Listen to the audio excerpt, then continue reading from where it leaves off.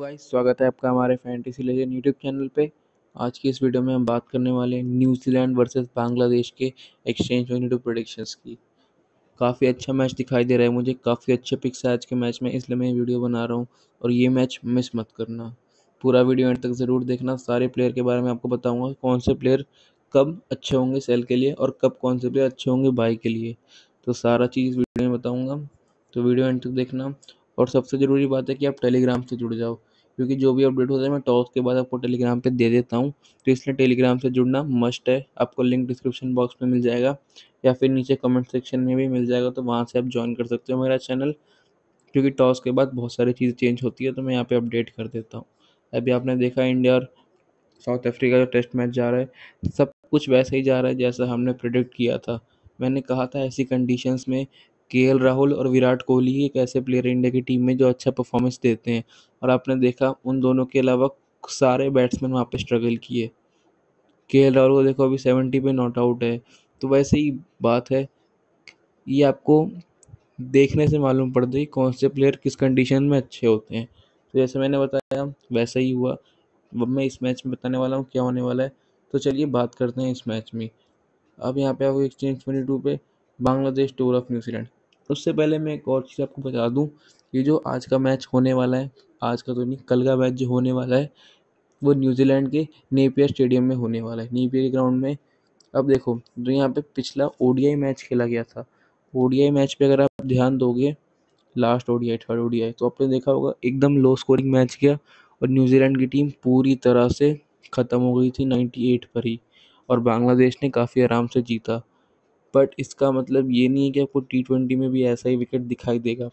अगर आपने ध्यान से उस मैच को वॉच किया होगा तो आपने देखा होगा पिच पे काफ़ी ज़्यादा ग्रास थी और एकदम अनइवन बाउंस हो रहा था ग्राउंड पे, और स्विंग बहुत ज़्यादा, मूवमेंट बहुत सारी देखने को मिल रही थी।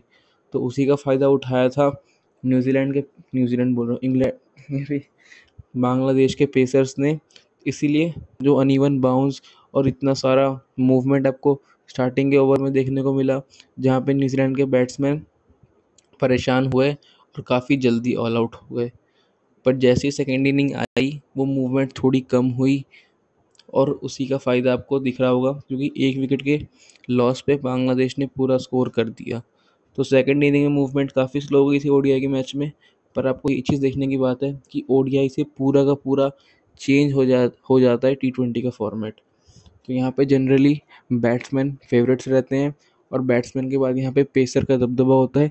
स्पिनर को ज़्यादा विकेट से कुछ मिलता नहीं है। पर जैसा कि आपको मैं बता दूँ, बांग्लादेश एक एशियन टीम है, और जब भी कोई एशियन टीम बाहर के देश खेलने जाती है तो वो बहुत स्ट्रगल करती है। जैसे कि आपने सुना होगा सेना कंट्री, सेना कंट्री जैसे SENA। सेना में S होता है साउथ अफ्रीका के लिए, E होता है इंग्लैंड के लिए, N होता है न्यूजीलैंड के लिए, और A होता है ऑस्ट्रेलिया के लिए। तो जब जब एशियन टीम बाहर जाती है खेलने के लिए तो वो स्ट्रगल करती ही करती है। और स्पेशली जो बांग्लादेश की टीम है, वो T20 में बिल्कुल भी अच्छी टीम नहीं मानी जाती है। एक पल के लिए ओडीआई में वो कुछ कुछ काम कर जाती है, पर T20 के मामले में बांग्लादेश बहुत ही ख़राब टीम मानी जाती है। तो आप बांग्लादेश के बहुत सारे प्लेयर को कल के मैच में सेल कर सकते हो, जो कि मैं आपको बताने वाला हूँ। तो कल न्यूजीलैंड के ग्राउंड पर मैच है, तो बहुत सारे बांग्लादेश के प्लेयर फ्लॉप होने के चांस रखते हैं कल के मैच में। तो न्यूजीलैंड एक तरह से फेवरेट्स है जीतने के लिए कल। अगर कुछ अनप्रिडिक्टेबल ना हो तो बांग्लादेश जीत पाएगी, बट नॉर्मली 99% न्यूजीलैंड ये मैच जीतने वाली है, और वो भी काफ़ी आराम से। अब चलते हैं मैच की तरफ और बात करते हैं एक्सचेंज 22 पे किसको बाय करना चाहिए ऐसी कंडीशंस में। एक्सचेंज 22 की तरफ आप आओगे तो आप देखो, अब यहाँ पे आप आके देखोगे बाई सेल के। और मैं आपको बता दूँ, आज के मैच में बाई सेल पे फोकस करना, पुट की डील पे या कॉल की डील पे ज़्यादा ध्यान मत देना, क्योंकि बेटर यही होगा सेल करना इस मैच में। मैं रीज़न भी आपको बताऊंगा क्यों मैं आज सेल कर रहा हूँ, पुट नहीं ले रहा, उसके पीछे भी रीज़न है। सबसे पहले बात करते हैं बांग्लादेश की टीम से। बांग्लादेश की टीम से बहुत सारे अच्छे प्लेयर निकल के आ रहे हैं इस मैच में, बट एक कंडीशन है, बांग्लादेश की टीम पहले बैटिंग करनी चाहिए। अगर बांग्लादेश की टीम पहले बैटिंग करेगी ना, तो ये मैच बन जाएगा जैकपॉट। उस केस में ये मैच मिस करना बहुत भारी पड़ेगा आपको। बट दिक्कत ये है, अगर वो पहले बॉलिंग कर जाए तो उस केस में ये जो मेरा सारा एनालिसिस है वो ख़राब हो जाएगा। तो इसलिए आपको टेलीग्राम से ही जॉइन हो जाना चाहिए, क्योंकि अगर न्यूज़ीलैंड पहले बैटिंग कर जाती है तो उस केस में ये पिक काम नहीं करेंगे और फिर मुझे पिक चेंज करना पड़ेगा। तो पूरा का पूरा टॉस पे डिपेंड करता है ये। तो इसलिए टेलीग्राम पे जॉइन हो जाओ, लिंक आपको डिस्क्रिप्शन बॉक्स में मिल जाएगी या फिर पिन कमेंट में भी मिल जाएगा आपको, वहाँ से आप जॉइन कर सकते हो। अब बात कर लेते हैं किसको आपको ट्रेड लेना चाहिए। सबसे पहले तो ये मान के चलिए कि न्यूजीलैंड ये मैच वन साइडेड जीतने वाली है। वन साइडेड मतलब one sided low scoring match. अगर न्यूजीलैंड पहले बैटिंग करेगी तो अच्छा खासा रन आप देखने को मिलने वाला है, बट अगर बांग्लादेश पहले बैटिंग करेगी तो उस केस में कुछ नहीं कह सकते। वो काफ़ी जल्दी भी आउट हो सकती है और एवरेज एक 140-150 बना सकती है। बट नॉर्मली यही देखने को मिलता है कि एशियन टीम आउटसाइड की कंट्री में काफ़ी ज़्यादा स्ट्रगल करती है, और ये भी ओडीआई में भी आपने देखा काफ़ी स्ट्रगल किया था बांग्लादेश ने, और टी20 में तो बहुत ज़्यादा स्ट्रगल करती है।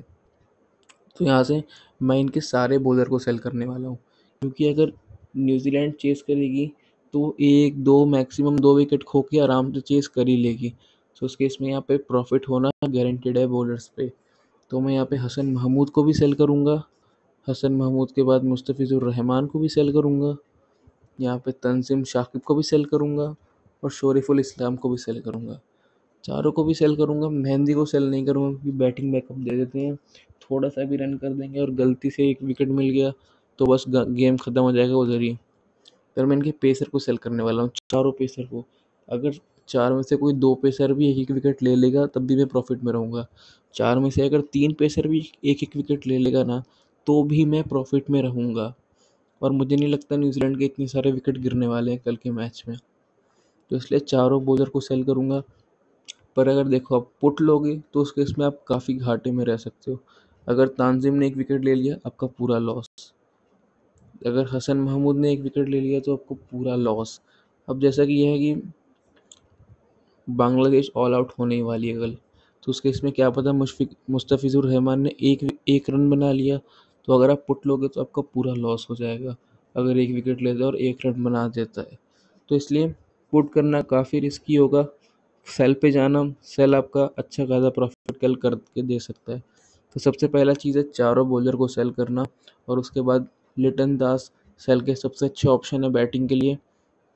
बहुत स्ट्रगल करते हैं। न्यूजीलैंड में तो इनका रिकॉर्ड बहुत ही ज़्यादा ख़राब है। कीपिंग से हो सकता है बैकअप दे दें, वो एक अलग हो जाएगा, और बैटिंग से ये कल फ्लॉप होने वाले हैं। मुझे काफ़ी हाई चांस लग रहा है। तो यहाँ से मैं लिटन दास को सेल करने वाला हूँ और यहाँ से मैं शांतो को भी सेल करने वाला हूँ। शांतो भी टी20 के उतने अच्छे बैट्समैन नहीं है, तो यहाँ से मैं नजीमुल हसन संधू को भी सेल करने ही वाला हूँ। ये भी अच्छे पिक है 24 में। क्या पता ऑफर में और अच्छी डील मिल जाए तो वहाँ से भी कर सकते हो, या फिर आप बैट्समैन के ऊपर पुट का डील भी ले सकते हो, वो भी एक तरह से अच्छा ही ऑप्शन रहेगा। तो अगर आपको संतो और दास पे आपको ऑफर में मिलते हैं पुट के डील पे, कोई कॉल कॉल बनाते हैं तो आप उनका पुट ले सकते हो, यहाँ पे आप प्रॉफिट कमा सकते हो। बट बॉलर के केस में मत करना, वहाँ पे आप फंस जाओगे। और यहाँ से मैं बाकी किसी बैट्समैन पे ट्रेड नहीं ले रहा। हृदय 18 बहुत कम थोड़ा लग रहा था मुझे। शमीम थोड़ा रिस्की होगा इसलिए मैंने इन दोनों पे ट्रेड नहीं लिया। रोनित तलुकदार पे मैं सेल ले लूँगा अगर इनकी बैटिंग पोजीशन थोड़ी सी नीचे होगी तो। उस केस में इनका मुझे बैटिंग पोजीशन चेक करना है कौन सी पे खेलेंगे, उसको देखते हुए मैं इन पे भी ट्रेड लूँगा। तो ये मैच एक तरह से न्यूजीलैंड वन साइडेड विन का कॉम्बिनेशन बना रहा हूँ मैं। पर मैं इस मैच में इन्वेस्टमेंट हाई तभी करूँगा जब बांग्लादेश पहली बैटिंग करेगी। तो अगर बांग्लादेश पहले बैटिंग नहीं करती है तो उस केस में फिर मैं अपनी इन्वेस्टमेंट कम कर दूंगा, क्योंकि उस केस में फिर अच्छे पिक नहीं बनेंगे। पर तब भी मैं उस केस में बांग्लादेश के बैट्समैन को तो सेल करूंगा ही करूंगा, संतो और लिटन दास को। उस केस में फिर मैं बॉलर को अवॉइड कर दूंगा क्योंकि फर्स्ट इनिंग में विकेट मिलता ही मिलता है। अब बात कर लेते हैं न्यूजीलैंड की टीम से। अब देखो, चैपमैन को आप सेल कर सकते हो भर भर के अगर न्यूजीलैंड चेस करती है तो, क्योंकि उस केस में मुझे लगता नहीं है मार्क चैपमैन की बैटिंग आएगी, और बैटिंग ही नहीं आएगी तो आपका पूरा प्रॉफिट आराम से कंफर्म कर सकते हैं। मार्क चैपमैन बॉलिंग करते नहीं है। अब देखो ग्लेन फिलिप्स भी इसमें अवेलेबल है, बट इनका दिक्कत ये है ना कि ये कुछ ओवर बॉलिंग कर देते हैं। बांग्लादेश की टीम में आपको 3 से 4 लेफ्ट हैंडर देखने को मिलेंगे, तो उनके सामने ग्लेन फिलिप्स 1 से 2 ओवर कर सकते हैं, जिनमें बाई चांस एक विकेट भी मिल गया तो फिर आप ख़त्म हो। तो इसलिए, और ये बहुत ही अच्छे फील्डर है, एक आधा कैच तो हर मैच में कर ही लेते हैं। तो ग्लेन फिलिप्स का यही डर है। बट फिलिप्स की भी बैटिंग बहुत नीचे मेंशन होती है, तो मुझे लगता नहीं कि इनकी भी बैटिंग आएगी इस मैच में। बट वही बात है, फील्डिंग का बैकअप और बॉलिंग का बैकअप रहेगा ग्लेन फिलिप्स के साथ, तो थोड़ा सा इनको कम सेल करना। पर मार्क चैपमैन के साथ ऐसा नहीं है, ना उनके पास बॉलिंग बैकअप है ना फील्डिंग बैकअप है, और बैटिंग फिलिप्स से भी नीचे करने आते हैं। तो इसलिए मार्क चैपमैन बहुत ही अच्छे ऑप्शन बन जाएंगे सेल करने के लिए, अगर न्यूजीलैंड चेज़ करती है तो। इनका प्राइस देखना बहुत जल्दी चेंज हो जाएगा, तो फटाक से ऑनलाइन रहना टॉस के टाइम पे और जल्दी से ट्रेड ले लेना। तो यहाँ से मार्क चैपमैन को सेल करूँगा और ग्लेन फिलिप्स को थोड़ा सा सेल करूँगा, ज़्यादा नहीं करूँगा, पर इनको भी सेल करूँगा। तो यही कुछ मेरे पिक्स होंगे इस मैच में। और अगर पर न्यूजीलैंड की पहली बैटिंग आ जाती है, तो उस केस में जो मेरे पिक्स होंगे मैं टेलीग्राम पे शेयर कर दूंगा, क्योंकि उस केस में पूरा स्ट्रेटजी मेरे को चेंज करना पड़ेगा, तो टेलीग्राम पे अपलोड कर दूंगा। नहीं तो नॉर्मली अगर न्यूजीलैंड चेस करती है, तो ये कुछ मेरे पिक्स होंगे और मेरी इन्वेस्टमेंट काफ़ी हाई रहने वाली है इस मैच में। तो चलिए गाइस, इस वीडियो में खाली इतना ही। अगर आपको और वीडियो चाहिए तो मेरे चैनल को सब्सक्राइब कर लो। मैं आगे और वीडियोस बनाऊंगा और कवर करूंगा आगे के टूर्नामेंट भी। चलिए गाइस, इस वीडियो में खाली इतना ही।